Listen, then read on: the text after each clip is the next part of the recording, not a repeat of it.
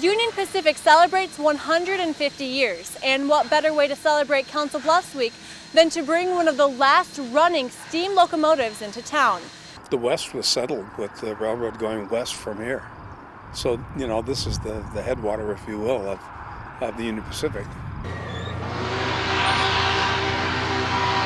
Abraham Lincoln had visited Council Bluffs in 1859. He met with Grenville Dodge here at the time, who was a young railroad surveyor. Lincoln asked Dodge what route he thought was the best one to take, and Dodge advocated for starting here in Council Bluffs and building west along the Platte River Valley.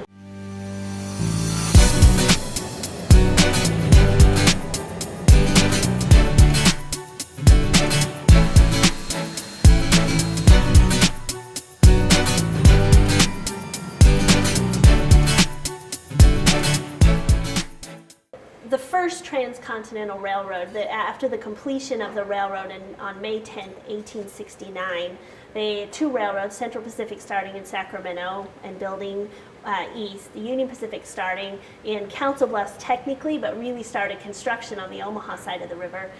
They met together in Utah at the tip of the Great Salt Lake, and that was what we consider the Golden Spike or promontory.